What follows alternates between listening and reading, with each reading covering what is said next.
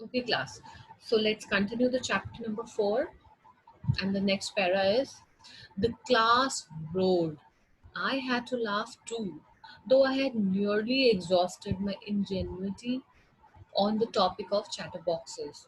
It was time to come up with something else, something original. Now, what do you mean by road? Road का मतलब बहुत ज्यादा हंसना. Laughed. यहाँ पे रोड का मतलब बताया गया है laughed. एग्जॉस्टेड का मतलब होता है कंप्लीटली यूज्ड अप, यानी एक चीज को इतना ज्यादा यूज कर लेना कि अब उसका यूज करने के लिए उसमें कैपेबिलिटी ना बचना. इंजेन्युइटी का मतलब होता है कि the quality of being clever, original and inventive. यानी एक ऐसी क्वालिटी जो आपके अंदर ओरिजिनलिटी लेकर आती है, आपको कुछ इन्वेंट करने की क्वालिटी देती है. This is ingenuity. तो अब जैसे ही मिस्टर कीजिंग ने थर्ड टाइम उसको चैटर बॉक्स पे ऐसे लिखने के लिए बोला, तो ये सुनने के बाद जो पूरी क्लास थी, एवरीवन वाज स्टार्टेड लाफिंग. सब लोग जोर जोर से हंसने लगे. और ये देखकर जो ऑथर थी वो भी हंस रही थी. She was also laughing too. But उसने फिर उसके हालांकि वो सारे के सारे जितने भी आइडियाज थे चैटर बॉक्स टॉपिक पे ऐसे लिखने के, वो सारे आइडियाज अब जा चुके थे, because third time she is writing on the same topic chatter box. तो अब उसके पास कुछ आइडियाज नहीं बचे थे. जो ओरिजिनलिटी जो उसके अंदर थी वो अब नहीं रही थी, क्योंकि सारी चीजें उसके माइंड से जा चुकी थी जितना भी वो लिख सके. तो अब एक ऐसे टाइम जब उसको दोबारा वो टॉपिक दिया गया लिखने के लिए, तो उसने सोचा कि अब फाइनली मुझे कुछ अलग करना पड़ेगा. I have to come up with something else. मुझे कुछ अलग लाना पड़ेगा, कुछ ओरिजिनल लाना पड़ेगा. इस बार मुझे एक ऐसा ऐसे लिखना है जो कि पूरी तरीके से कंप्लीटली जो मिस्टर कीजिंग है उसको उनको कन्विंस कर ले, और मेरी जो आर्गुमेंट है उससे वो सेटिस्फाई हो जाए. So here you can see with the next para, my friend Sene, who's good at poetry, offered to help me write the essay from beginning to end in verse. Here, what do you mean by verse? Verse is basically the poem pattern. आपको जब आप मेटिकुलर rhythm के साथ और पूरे rhyme बनाकर जब एक पोएम लिखते हैं, उसको हम कहते हैं वर्स में लिखना. ओके. तो वो ऑथर बोलती है कि उसकी जो फ्रेंड थी सैनी, वो पोएट्री लिखने में बहुत अच्छी थी. She was very good at writing poetries. तो उस सैनी ने उसको ऑफर की हेल्प कि तुम जो भी लिखना चाहोगी मैं तुम्हें उसे पोएट्री के फॉर्म में लिख के दे सकती हूँ. तुम्हारा पूरा का पूरा ऐसे जो है स्टार्टिंग से लेकर एंड तक पोएम फॉर्म में होगा, वर्स फॉर्म में होगा. And I jump for Joy. और ये सुनकर जो ऑथर थी वो बहुत ज्यादा खुश हो गए. Mr. Keating was trying to play a joke on me with this ridiculous subject, but I would make sure the joke was on him. अब यहाँ पे ridiculous का मतलब क्या है कि deserving और inviting decision और mockery, absurd. Ridiculous मतलब बहुत ही बेकार चीज है, कैसी जो बहुत ही unuseful सी चीज है.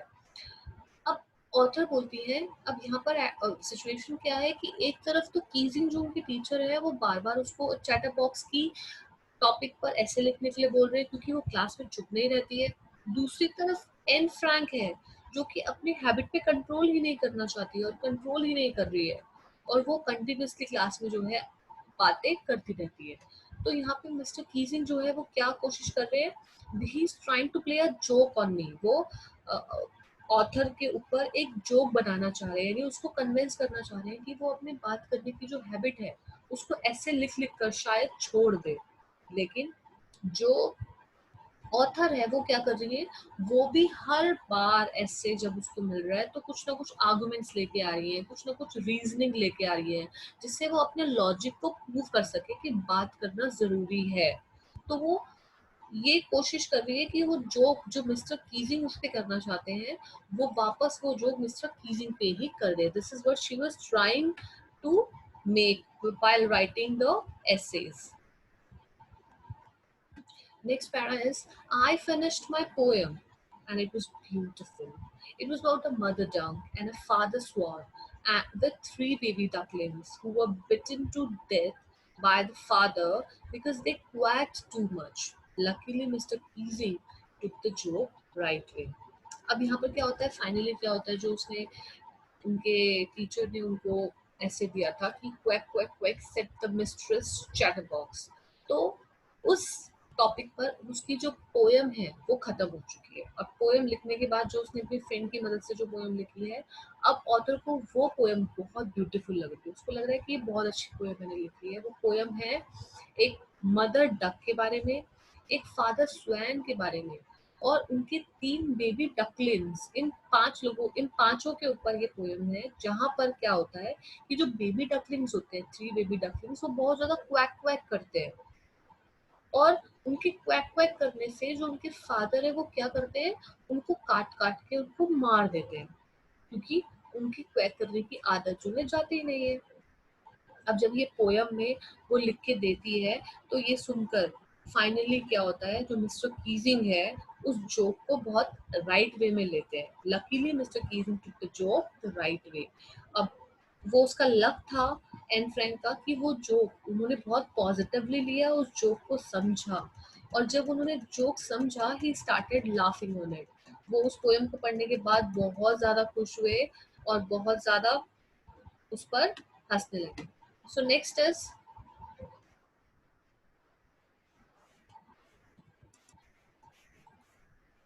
the next para is he read the poem to the class, adding his own comments and to several other classes as well.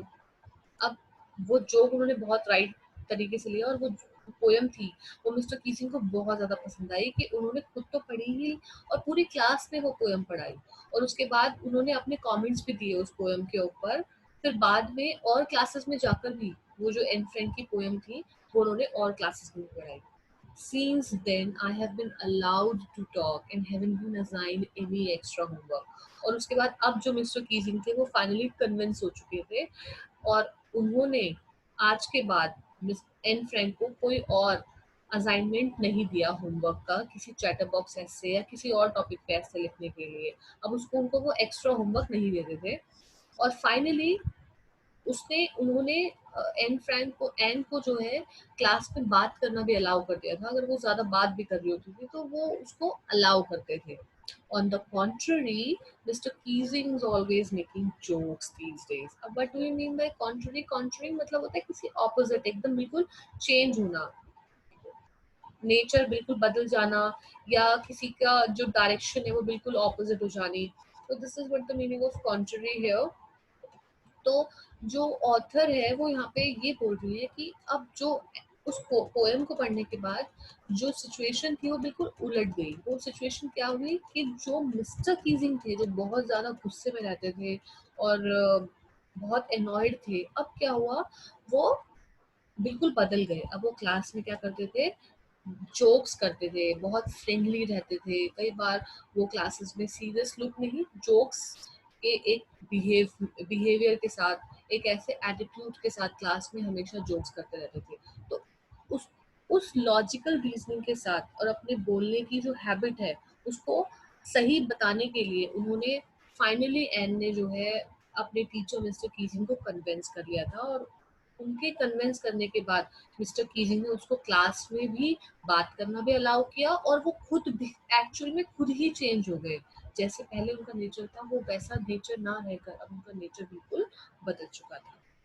So with this we come to an end of your chapter.